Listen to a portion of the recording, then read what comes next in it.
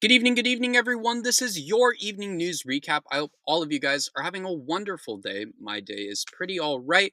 This is your nightly news podcast on all the news happening throughout the day, giving you my take as well as someone who aspires to be a politician in the near future. Thank you all for checking out this episode. Hope everything's doing well. This is episode 72, and today is Friday, June 6th. Hope all is well, and let's get into today's recap. Moving into the Trump administration segment, per usual, we have one topic today as Trump's golf club was hit with 18 health code violations. Trump's National Golf Club, Bedminster, in New Jersey, was flagged for 18 health violations following an early May inspection. The Somerset County Department of Health, in its food inspection report from May 6, faulted the club for not having proper separation of raw and ready to eat meats. It also noted that contact surfaces were not properly cleaned and sanitized. The inspector gave the location a C rating and flagged it as conditionally satisfactory, in addition to labeling the food establishment under a risk 4 category.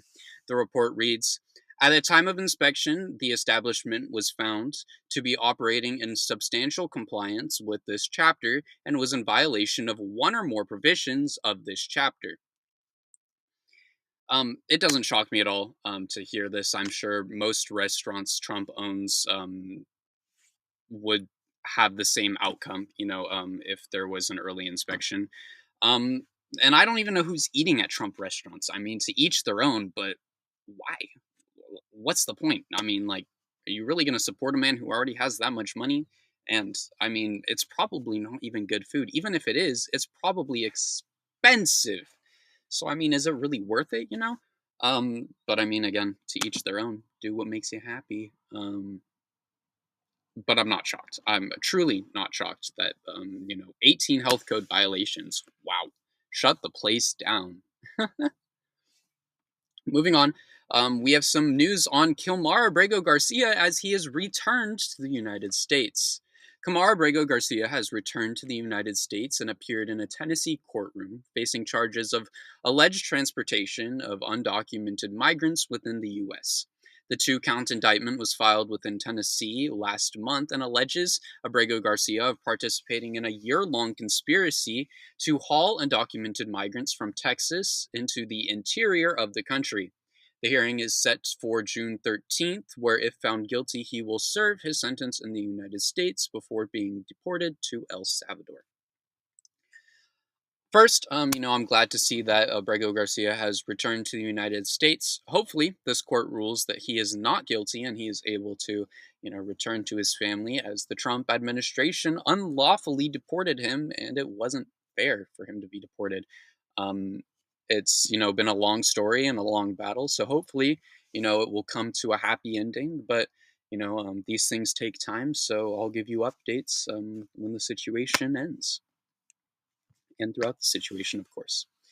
Moving on into our other news segments today, this is where a bulk of our news came from, as the first topic we have today is ICE detained a U.S. court marshal by mistake.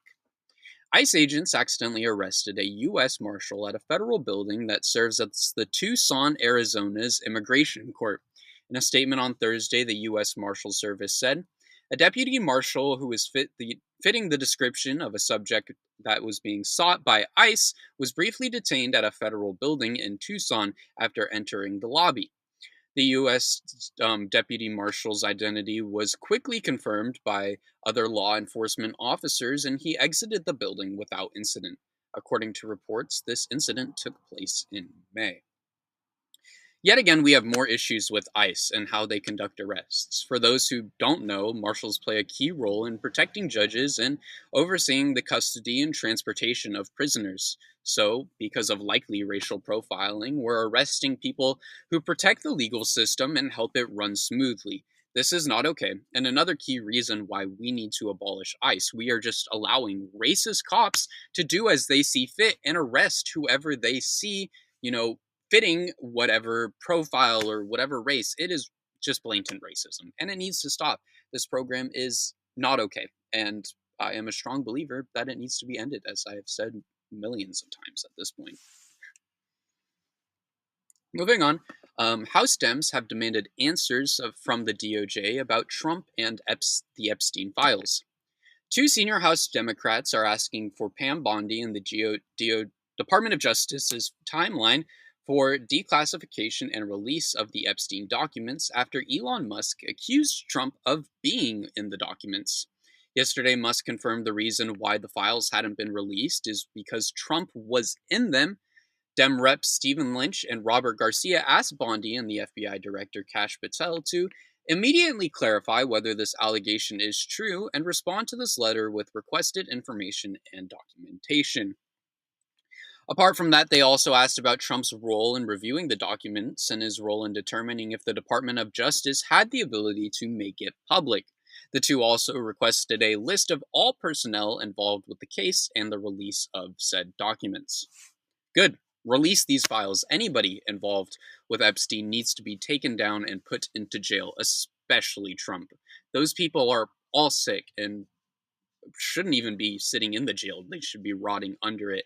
I can't believe so many people who are rich have just gotten away with it. I mean, Epstein's Island was crazy. They trafficked children. They did so many horrid things to children and so many other people. I mean, it is not okay.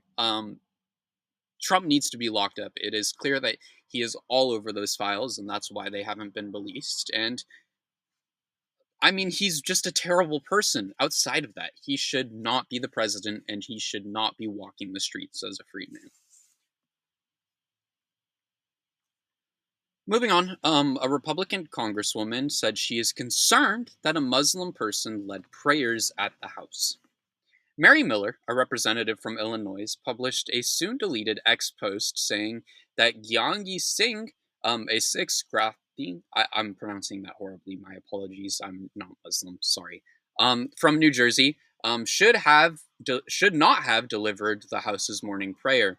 Miller at first identified Singh as a Muslim and said it was deeply troubling that someone of that faith led the prayer in the House, and it should never have been allowed. In her post, she continued, America was founded as a Christian nation, and I believe our government should reflect that not that truth not drift further from it. May God have mercy. So first of all, there was a bit of conflicting reports on this one. I read a few articles, and some said the preacher, I believe, was Muslim, and others said that he was Sikh. Not too sure on that one, so if I'm wrong, my apologies. I don't mean to offend anyone truly, but here's my statement on the matter. The United States is not a Christian nation, and it never was and never will be. We are a nation founded on the basis of freedom of religion, and if you don't know that, you shouldn't be a representative. For shame. The idea that is one of the key ideas of the founding fathers, and saying that the United States is a Christian nation is not only incorrect but sick. There are so many people in the United States who do not follow Christianity or who don't even follow religion at all. That is your right as an American to choose what religion you support. This lady is clearly unfit for her position and does not know what the United States stands for. So she needs to be removed from office immediately. I mean, I can't believe people like her are continuously voted in. It is insane. Moving on to another unfortunate topic tonight, a West Virginia prosecutor has warned women could be prosecuted for having a miscarriage. Raleigh County prosecuting attorney Tom Truman warns that with the constantly changing reproductive landscape, women who experience miscarriages could have issues with the law. Truman said although he personally wouldn't prosecute someone, he suggested caution after hearing from other prosecutors otherwise. He even suggested letting local law enforcement know of your miscarriage. Several reproductive law experts also warn women across the country could face charges related to miscarriages, but still wouldn't recommend reaching out to law enforcement.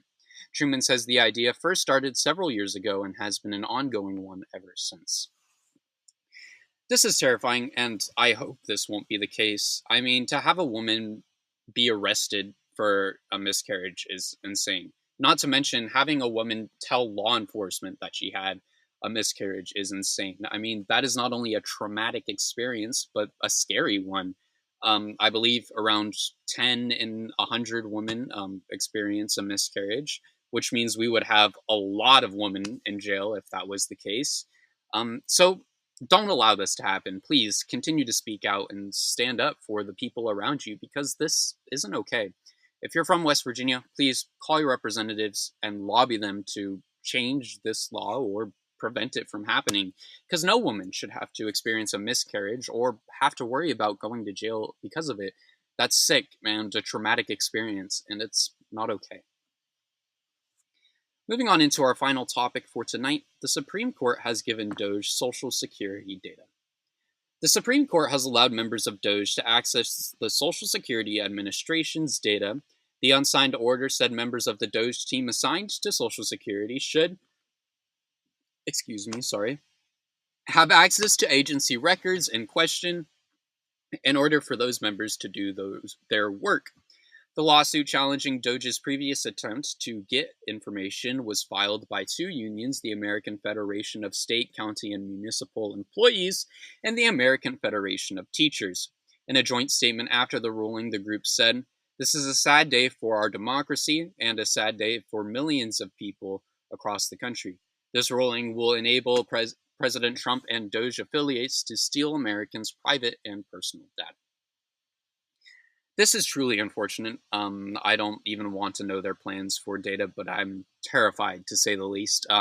Hopefully, this bill isn't signed as it's still an unsigned order, but it could be a huge risk for everyone living in the United States as it gives Doge access to all of our data, which isn't okay. Hopefully, that won't be the case, but we'll see how that one plays out. With that being said, thank you all so much for watching this episode. Hope you all enjoyed. Not too much for me to ramble about tonight. So if you're on YouTube, please consider subscribing.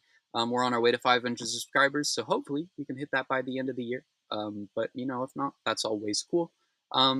If you're on Substack, please consider pledging your support. All funds go to me. They help me pay for the things that I'll need to pay for in college, like food, clothes, all those sorts of things. But if not, you can always subscribe for free. I truly do appreciate all forms of support on this content. It means the world to me. Thank you guys so much for watching, and I will see you all in tomorrow's episode.